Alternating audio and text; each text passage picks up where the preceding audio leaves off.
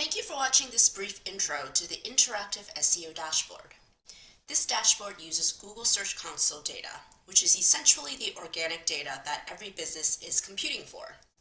Alright, let's have a look at what information we can get out of this dashboard.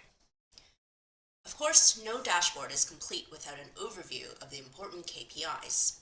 Those are your clicks, impressions, click-through ratio, and average rank. For those familiar with Google Search Console, Google refers to this as average position, but since we're talking SEO here, we're going to use the term average rank instead. Having these scorecards right up front and center is a good way for you to get quick insight into how your website is doing over the chosen reporting period. And right next to the KPI scorecards are two charts showing their change in impressions and clicks over that same reporting period. We can see right away in this example how there was a major drop in impressions right here. For those who follow Google's algorithm announcements, you know that there was a major release around December 14th last year, and it usually takes up to 2 weeks to fully deploy. So it looks like this website was hit hard as a result of that update. Okay, you notice there are these little icons at the top of the charts. This allows us to switch the metric in the charts to one of the other predefined metrics. In addition to impressions and clicks, you can also plot click-through ratio, rank, and even unique keywords. Let's add rank here to see what that looks like. Since different metrics are using different scales, it might be hard to see them in the same chart. So instead of plotting them in the same chart, you can use the two different charts to show different metrics. Let's keep rank at the top, and let's show unique keywords at the bottom, for example. Anytime you make changes to any of the charts, a reset icon will appear to let you know where you've made the change. And you can click the icon to quickly reset the chart back to its default state. Below that, you can see a breakdown of the query groups, with the three groups being branded searches, non-branded searches, and question type searches. This is when someone types a question in Google as their query, like, how many ounces in a cup? In order to get the most out of this feature, you need to specify the names associated with your brand. You do this up here. You can enter as many variations of your brand names as you like. Just make sure they are separated with this vertical bar, also known as the pipe symbol. For the sake of this demo, let's assume our brand name is WordPress. I will simply double-click and type WordPress for my first brand name, and enter word space press as my variation, in case some people spell it that way. You can also add your personal name in case people search for you by name. Let's do Smith as an example. Now we are able to see a breakdown of queries related to our brand and those that are not. But this is where it starts to get interesting. Let's say I'm only interested in exploring searches and other metrics as they relate only to the brand searches. All I have to do is click on the brand bar in this chart, and voila! All the data is now filtered by those queries.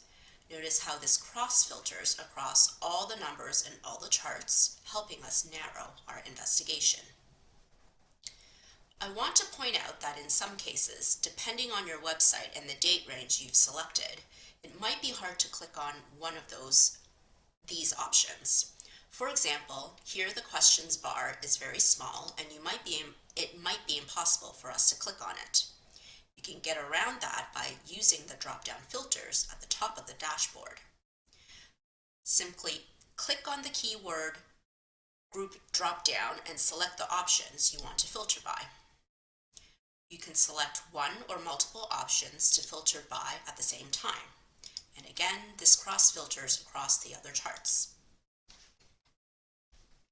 Okay, let's move on to unique keywords and pages. Since this dashboard is about SEO and keywords, it's important to track how many keywords you are ranking for and the breakdown of those keywords. This widget here shows you just that. Unique keywords is the total number of unique keywords your website has appeared in for all the searches during the reporting period. Your website might appear in Google searches for a different set of keywords on any given day. So This number is an aggregate of all those keywords.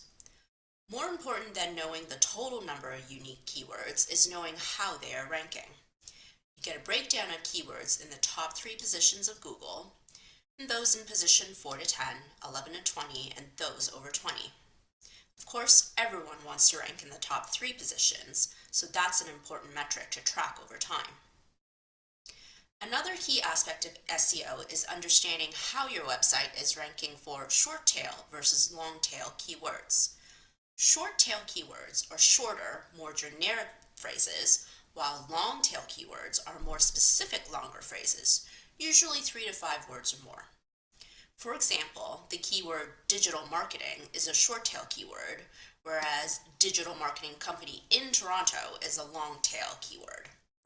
Here you see a breakdown in terms of the word counts of the keywords, how many of each you're ranking for, the number of clicks, and their average rank. Again, you can click on each one to cross-filter the dashboard and narrow down your investigation. This chart allows you to select one at a time, or you can use the Dropdown Filters to select all long-tail keywords. As you can see, we've eliminated short-tail keywords from our data and are now only exploring data related to long-tail keywords. Why is this important, you might ask? It's because long-tail keywords are easier to rank for, and I want to list only those types of queries in my tables in order to refine my investigation further. According to this scorecard, we have 29 keywords ranking in positions 4 to 10. These keywords are important to me because they're just shy of the top 3 spots. They're the easiest keywords for me right now to try to get them to rank better. I need to identify which ones they are. So how do we do that? Let's use the sliders right here and change my rank range to 4 and 10. And now, sort the table by rank. Now we can see a smaller list we can work with. As a reminder, this list only includes long-tail keywords that are ranking in positions 4 and 10. And the heat maps help in highlighting the keywords that have high impressions. The darker blue boxes instantly make it easy for me to spot them. For example, we see here that WordPress Unlimited Edits has quite a few impressions and we're ranking in position 5. We can click on that particular query and find out what page Google is showing for that query. This helps me zero in on the specific page that I need to work on to improve the ranking for that query. But I can take this one step further. Let's click on that row showing my page. This selects it as my filter, and now let's reset the query table. Now I am looking at all the keywords or queries that resulted in my page being shown in Google searches. I can use this list of keywords to go back to my page and optimize it so it ranks better. The last thing I want to go over is the concept of keyword cannibalization. This is where multiple pages on a website are ranking for the same keywords. This isn't necessarily a terrible thing, not in every case, but it is worth investigating. For example, what if a blog article is outranking your service page for one of your primary keywords? That means people are going to an article instead of your page that describes the service you offer, and that's not a good thing. So how do we find those keywords? First, let's use the sliders to filter by page count. I only want to see queries that have 2 or more pages. Then I'm going to sort the table from high to low. This gives me all the queries that have more than 1 page. Clicking on each one will show me the list of pages in question. For example, if I click on Manage WordPress Maintenance, I see that 3 of my pages are shown as a result of that query. Now I will have to decide how big of a problem this is. Is the page with the most impressions or rank or clicks the right one? If not, then I have to work on getting this fixed by adjusting how the keywords are used on those pages. And this wraps our quick demo. I hope you'll find the SEO dashboard useful for your business.